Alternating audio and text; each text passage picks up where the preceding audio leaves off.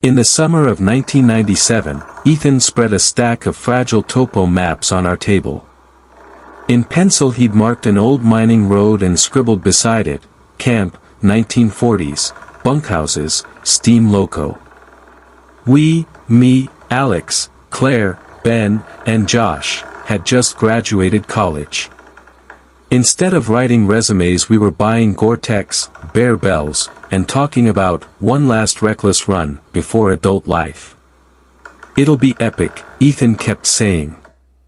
Bunkhouses, equipment, maybe even a steam engine. No one's been out there in 50 years. We didn't want to feel helpless in bear country, so we armed up without bravado. Ethan carried a 12-gauge pump shotgun, Josh had a .357 revolver in a leather holster, I had a flare pistol with 3 red cartridges and a compact hatchet, all of us carried bear spray. We left before dawn. Asphalt turned to gravel, gravel to ruts, ruts to a scatter of stones that talked back to the undercarriage in iron clanks. Spruce and fir laced over the roof, whipping the glass. Sometimes the ridge opened to a glacier, dull bone on the horizon. Cell service died by noon. At a short stop we agreed on the basics, no splitting up, log coordinates, no heroics. By evening the road exhaled us into a broad clearing. In the moonlight, like a forgotten film set, 3 bunkhouses stood, with rusted hoists and barrels, and behind the big barn a metal frame of a steam machine stuck out of the brush. We killed the engine almost in unison. Holy, Josh breathed. It's real. Tomorrow we take a look, Ethan said quietly. Tonight, camp. We pitched 2 tents at the tree lean, lit a fire in an old stone ring, and ate beans and cheese. Mosquitoes glued themselves to anything warm-blooded, but the smoke helped. We clinked tin mugs, here's to the kind of stupidity that sometimes turns out right. The night was clear as glass. And falling asleep I realized, the silence here was like attention. As if the forest was listening. In the morning we went to the nearest bunkhouse. The door side open and dust billowed. Inside, 2-tier bunks without mattresses, rusted mesh, a cast iron stove with cookware fused by dust, a wall cabinet with neatly folded work clothes. On a table lay 3 notebooks. The paper had swelled, but careful lines were still readable. August 13, 1949. Cut 25 spruce. Mosquitoes fierce near the ridge. We fell quiet. Someone else's routine, someone else's mosquitoes, and suddenly us. On the wall hung black and white photos, men by log piles, one with a pipe, another laughing. I touched a frame and jerked my hand back, as if afraid to rip a thin skin of time. Let's get some air, Claire said. It's stifling. We stepped out, and I froze. On the trunks around our camp, where we'd pitched the tents, symbols had been carved. At first I thought it was light. No, loops, spirals, circles with a slash. Even, rough, fresh. Guys, I called. Ben ran his finger along a cut, sap flashed on his skin. This wasn't here yesterday.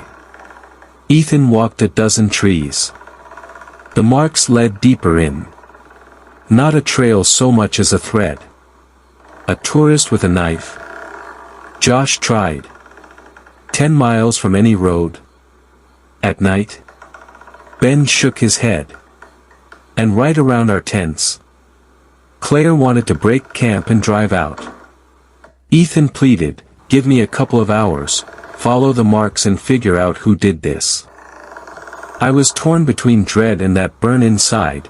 If we leave now, this will stay a mystery forever.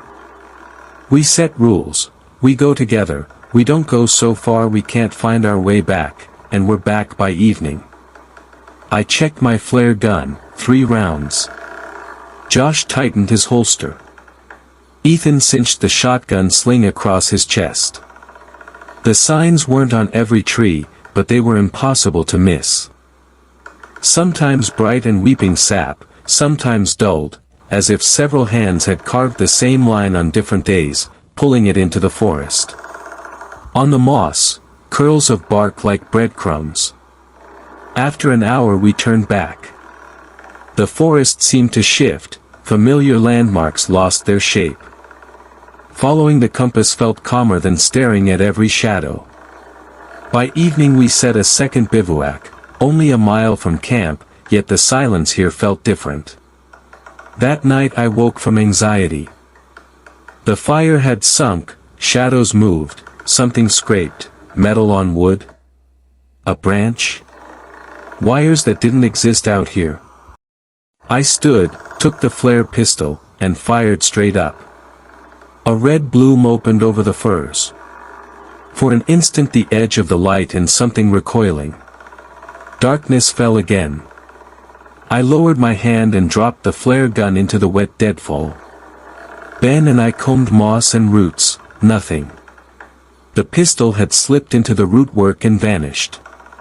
By morning I had to admit, the signal was gone.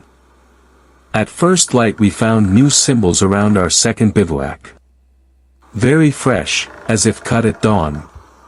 Claire looked at me with plain clarity. Time to go. We're packing, Ben said. Right now. Ethan stared inward, where the thread ran on. I need to at least understand where it leads. Just a little. You serious? Josh snapped. We're down one signal, and someone's walking around our tents at night. 30 minutes, Ethan said. Alex, with me. You, back to the car. If we're not in contact by noon, call the Rangers. Don't split up, crumbled like dry moss. Claire hugged Ethan so hard his straps creaked.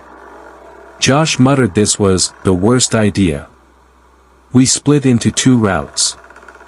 Ethan and I pushed on for another 90 minutes. The marks changed, from tidy spirals to hard, angry gashes, as if someone was hacking full force. On one cedar, claw-like scratches ringed the trunk. The resin smell mixed with something acid, like after lightning. We're turning back, Ethan said. This is wrong. We turned. First confident, then slower. Stopped. No marks. We looped once, nothing. The compass needle wobbled, losing north for a heartbeat, then returned. South is that way, Ethan said. Camp's there. Straight line. An hour later, a peaty swale, black water, a log bridge, moss like a greasy carpet. Ethan stepped, the log rolled him. The pack flipped, the sling slipped the stud, and the pump slid into the peat like a pillow. We watched bubbles rise and vanish. Don't go in, it'll swallow you, I said. He nodded. We walked on, without the shotgun. By evening we built a big fire. The dark pressed like weight. It felt like someone was listening just behind us. The morning was dull. Around noon the forest opened, a raised clearing. A moose lay there. Big. Already black with flies. The throat cut clean, not animal work. Along the flank, the same symbols. Something in me dropped through the floor. Keep moving, Ethan said quietly. Please. We moved in silence. And like it often goes when you expect nothing, marks reappeared. One, then another. Fresh sap, a bend we recognized. An hour, a rocky spine. We climbed, and across the trees voices answered. Ben, Claire, Josh. They'd lost our trail, circled, and by chance picked up another chain of signs. We hugged like we'd surfaced from deep water. That evening we spread what food remained and chewed in silence. Then we talked, tripping over each other, laughing, going quiet. The decision was simple: we leave for the car in the morning. No more, half an hour more. I noticed the marks that led back were chopped up, as if someone tried to hold us. Ben shrugged, means we're headed the right way. The cold in my chest didn't lift. We set out at dawn in a tight file. Ethan in front, Claire at his shoulder, Ben behind. I brought up the rear, Josh drifted right, then left. Sun slanted between trunks, birds were strangely muted. The scream came from everywhere at once, the forest threw it back off every trunk. Hi, human, and then cut off. We froze. Josh. Claire yelled. Silence. We lunged to where he'd been a moment before. No struggle, no sign. On a twig a leather loop swung, Josh's holster strap torn loose, the belt hanging empty. The revolver was gone. Ben knelt, reading moss. Ethan stared into nothing, like he was trying to catch the sound. Claire pressed her fists to her mouth but didn't cry. We're not leaving him, Ethan said. Alex, Ben, go for help. Claire and I stay here and call. He handed me the hatchet. Mark the way. Ben passed over an extra bear spray. In case. Claire gave us her whistle. We split. I glanced back, Ethan stood in a gap of trees and listened. Ben and I pushed fast, marking every third trunk. The rune marks flashed, then faded. On a rocky fall the chain vanished completely. We took a bearing by compass and sun. We bivouacked without a fire. In the morning, on. At last the trees parted, a narrow gravel strip led to a ranger station, low porch, flag, antennas. The world felt inhabited again. They gave us water and soup and asked short questions. We talked over each other, 3 still in the woods. 1 missing. Strange carvings. No contact. Need a team. They grabbed the radio, called backup, dogs, medics. An older ranger asked one thing. You have weapons on you? No, I said. Everything we had is gone. He just nodded, the way someone nods who's seen too much. We went back near evening, armed rangers, dog handlers, medics. The forest shrank around us, every sound felt hostile.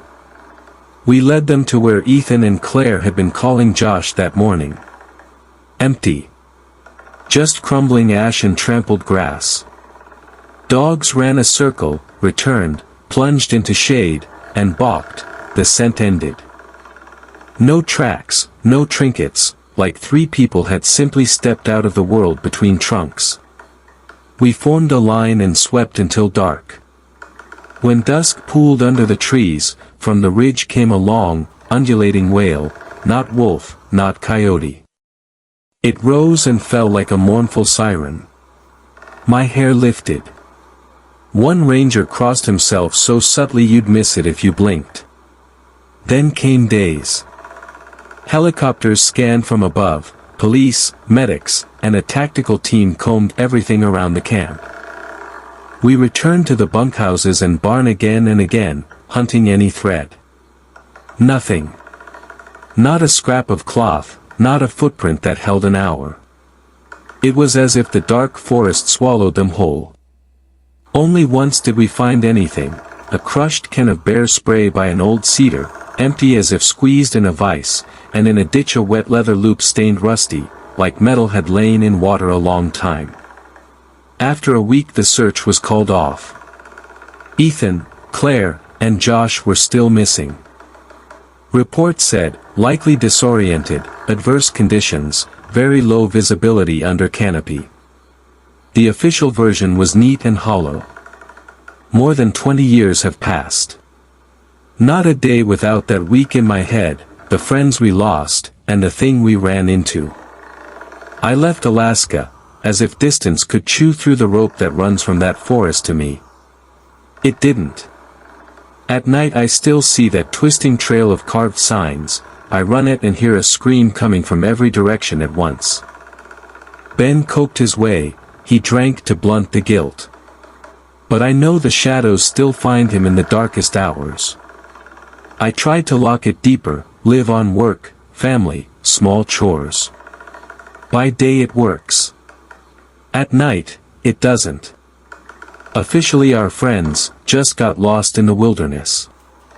But I know there's something ancient and hungry in those woods. It lures travelers deeper, and takes them.